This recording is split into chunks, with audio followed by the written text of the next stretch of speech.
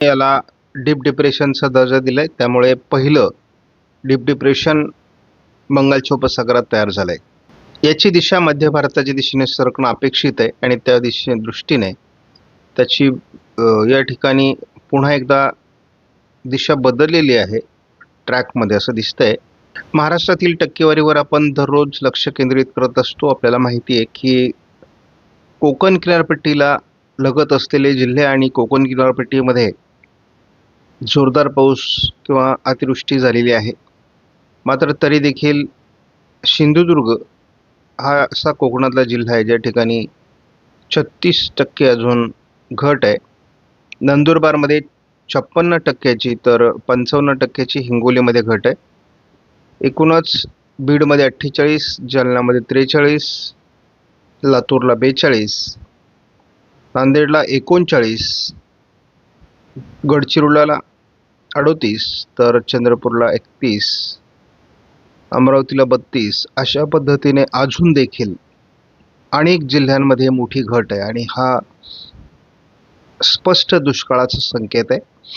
आज आपण 28 तारखेला आहोत आणि महत्त्वाचा पावसाळ्याचा सीझन संपत आलेला आहे. त्यामुळे पुढील कालावधीमध्ये आणखी एल निनो तीव्र होत जाणार आहे. त्यामुळे त्याचा निगेटिव्ह प्रभाव जर वाढला तर या ठिकाणचा दुष्काळ रिकवर होणं कठीण जाऊ शकतं. परंतु आपल्याला आशा आहे की आयुडी सक्रिय होईल किंवा एमजिओ फेजमुळे वातावरणात बदल होऊन वेगवेगळ्या हवामान प्रणाल्या विकसित होतील व त्यामुळे या ठिकाणचा दुष्काळ कमी होईल. भारतीय हवामान खात्याने दिलेल्या अलर्टमध्ये आज विदर्भ आणि घाटमाथ्यावर ऑरेंज अलर्ट देण्यात आला आहे. छत्तीसगड आणि ओरिसा या ठिकाणी डिप्रेशनचं केंद्र असल्यामुळे या ठिकाणी रेड अलर्ट देण्यात आलेला आहे. एकूणच मराठवाड्यात मात्र पाऊस दाखवलेला नाही. 29 तारखेला महाराष्ट्रात विशेष पावसाची शक्यता दिलेली नाही. केवळ विदर्भामध्ये ऑरेंज अलर्ट आहे, कोकणात येलो अलर्ट आहे. परंतु याचा अर्थ 29ला ही सिस्टम मध्य प्रदेशकडे सरकेल. 30 तारखेला पुन्हा एकदा घाटमाथ्यावर आणि विदर्भात कोकणात पावसाचे संकेत दिलेत. मराठवाड्यात मात्र पावसाची उघडीप राहण्याचा अंदाज दिला आहे. मात्र आपल्याला असं दिसतंय की अनेक राज्यांमध्ये पाऊस वाढणार आहे. विदर्भ मराठवाड्यामध्ये 31 तारखेला पावसाचा अंदाज दिलेला नाही. मात्र घाटमाथ्यावर आणि कोकणात पावसाचे संकेत दिले आहेत. 1 तारखेला देखील विदर्भ मराठवाड्यात पावसाची शक्यता नसून घाटमाथ्यावर आणि कोकणात येलो अलर्ट देण्यात आला आहे. उत्तर भारत पश्चिम भारतामध्ये मात्र पावसाची शक्यता दाखवण्यात आलेली आहे. तीच परिस्थिती आपल्याला 2 तारखेला देखील दिसते आहे. 26-27 तारखेच्या 24 तासामध्ये ओरिसा, कोकण किनारपट्टी, मराठवाड्यात देखील आणि उत्तर महाराष्ट्रात देखील काही ठिकाणी मुसळधार पाऊस झालेला आहे. मात्र पश्चिम महाराष्ट्र आणि मध्य महाराष्ट्रामध्ये पावसाचं प्रमाण कमी आहे. अजून विदर्भात देखील बऱ्यापैकी पावसाचं प्रमाण काल कमी होतं. आज विदर्भामध्ये पावसात जोर वाढेल, मराठवाड्यात पावसात जोर वाढेल, दक्षिण कोकणात पावसात जोर वाढण्याचे संकेत जीएफएस मॉडेलने दिले आहे. त्याचबरोबर उद्या देखील मराठवाडा विदर्भात पावसाची शक्यता जीएफएस मॉडेलने व्यक्त केली आहे. विदर्भात सातत्याने 30 तारखेला पावसाची शक्यता जीएफएस मॉडेलने व्यक्त केली आहे. मात्र 31 तारखेपासून पावसाचा प्रभाव कमी होण्याचे देखील संकेत जीएफएस मॉडेलने दिले आहेत. पूर्व विदर्भ आणि कोकण असं पावसाचं वातावरण 1 ऑगस्टला असेल. 2 ऑगस्टलाही तीच परिस्थिती दाखवण्यात आली आहे.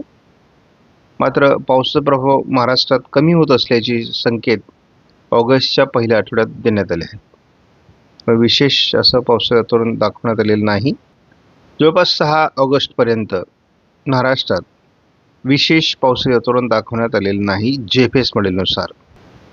डीप डिप्रेशन आजच भूभागावर सरकणार असून ओरिसा, छत्तीसगडमध्ये त्यासाठी रेड अलर्ट देण्यात आलेला आहे आणि या ठिकाणी मोठ्या प्रमाणात पावसाला सुरुवात होईल.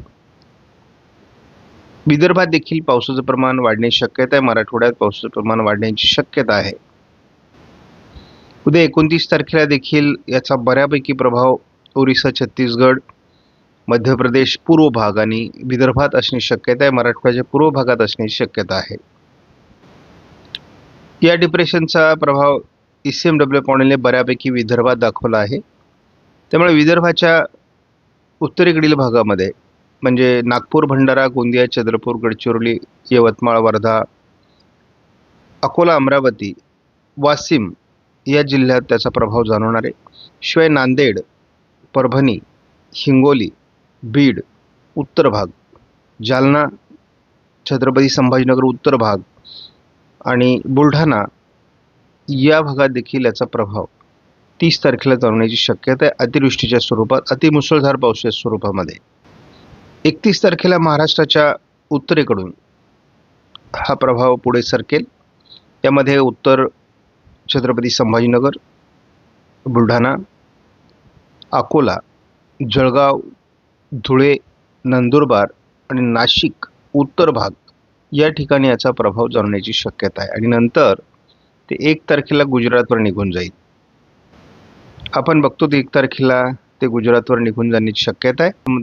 जोपर्यंत मध्य बंगालच्या उपसागरात सिस्टम तयार होऊन विशाखापट्टणमकडे येत नाही आणि ती भारतावर सरकत नाही, तोपर्यंत महाराष्ट्रात दक्षिणी पट्ट्यामध्ये पश्चिम महाराष्ट्र, दक्षिण मराठवाडा, मध्य महाराष्ट्र या ठिकाणी पावसाची शक्यता नाही. ऑगस्टमध्ये सुरुवातीला फारसा पाऊस महाराष्ट्रामध्ये नाही, परंतु स्थानिक वातावरणाचा पाऊस काही भागात पडत राहील. 3 तारखेला आपल्याला विदर्भात आणि कोकणात पावसाची शक्यता दिसते. 4 तारखेला तसं महाराष्ट्रात विशेष वातावरण नसलं तरी उत्तर भारत, पूर्व भारत, मध्य भारताच्या पूर्व भागात पावसाचा प्रभाव आहे. 5 तारखेपर्यंत तरी स्थानिक वातावरणच आहे. 6 तारखेपासून थोडं मराठवाडा, दक्षिण भाग, विदर्भ, कोकण पावसाच्या ॲक्टिव्हिटीज वाढू शकतात. 7 तारखेपासून विदर्भात पुन्हा पावसात जोर वाढणं अपेक्षित आहे. 8 तारखेला विशेष वातावरण नाही महाराष्ट्रामध्ये. 9 तारखेला विशेष वातावरण नाही. 10 तारखेला विशेष वातावरण नाही आणि 11 तारखेला विशेष वातावरण नाही. म्हणजे ऑगस्टचा पूर्वार्ध धोकादायक आहे.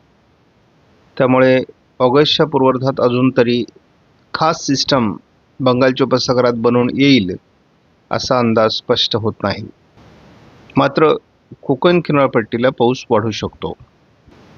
आपण जेव्हा एकत्रित अंदाज बघतो तेव्हा आजच्या अंदाजानुसार विदर्भ, मराठवाड्याचा बराच भाग आणि उत्तर महाराष्ट्रात आणि कोकणात पावसाची शक्यता दिसते. त्यामुळे हा जो मध्य महाराष्ट्र आणि पश्चिम महाराष्ट्राचा भाग आहे, या ठिकाणी मात्र पावसाची कमी आपल्याला या पूर्ण 15 दिवसामध्ये दिसते. थोडंफार स्थानिक वातावरण असणार आहे, परंतु समाधानकारक पाऊस या ठिकाणी अजूनही होताना दिसत नाही. आपण या मॉडेलनुसार जर बघितलं तर विदर्भाच्या पूर्व भागातून आज थोडी पावसाचा प्रभाव जाणवण्याची शक्यता आहे. स्थानिक वातावरण आज महाराष्ट्रात दाखवलं जात आहे, परंतु काल आपण बघितलं ECMW मॉडेलनुसार अशाच पद्धतीचं वातावरण दाखवलं गेलं होतं. केवळ वाशिम, परभणी आणि नांदेड, थोडंफार कोकण किनारपट्टी या पलीकडे पावसाचं वातावरण आपल्याला काल बघायला मिळालं नाही. मात्र आजही स्थानिक वातावरण आहे. त्यामुळे आज देखील अमरावती किंवा वाशिम, हिंगोली, नांदेड या भागात आजही पावसाची शक्यता आहे. कोकण किनारपट्टीत घाटमाथ्यावर पावसाची शक्यता आहे. उत्तर महाराष्ट्रात पावसाची शक्यता वाढते आहे, परंतु स्थानिक वातावरणाचा अंदाज वाढणं अपेक्षित आहे, कारण हा दुष्काळी भागाला मिळणारा दिलासा आहे. अगदी उशिरापर्यंत हे वातावरण राहणार आहे. ही वादळी प्रणाली विदर्भावर थोडा परिणाम करण्याची शक्यता आहे. ह्या विदर्भावर ते बऱ्यापैकी प्रभाव टाकेल असा अंदाज दिलेला आहे. मुसळधार ते अतिमुसळधार पाऊस गोंदिया, नागपूर, भंडारा, चंद्रपूर, वर्धा, गडचिरोली, अमरावती, अकोला, बुलढाणा, वाशिम, हिंगोली, जालना, छत्रपती संभाजीनगरचा उत्तरेकडील भाग आणि जळगाव या जिल्ह्याकडे ते पुढे सरकण्याची शक्यता आहे. म्हणजे विदर्भावर त्याचा परिणाम 30 तारखेला जाणवतोय. नंतर मात्र ते पुन्हा एकदा मध्य प्रदेशकडे सरकू शकतं. त्यामुळे मग जळगावचा, नंदुरबारचा, धुळ्याचा उत्तरेकडील भाग या ठिकाणी त्याचा काही प्रमाणात प्रभाव पडण्याची शक्यता राहील. 31 तारखेला उत्तर महाराष्ट्रात त्याचा अधिक प्रभाव पडणं अपेक्षित होतं. परंतु तो कमी पडण्याची शक्यता आहे आणि 1 तारखेपासून पुन्हा एकदा पावसाची उघडीप किंवा हलका पावसाचा खंड सुरू होतोय. स्थानिक स्वरूपाचं पावसाचं वातावरण येत राहील. ऑगस्ट महिना हा महाराष्ट्राची चिंता वाढवणारा ठरणार आहे. याचं कारण असं आहे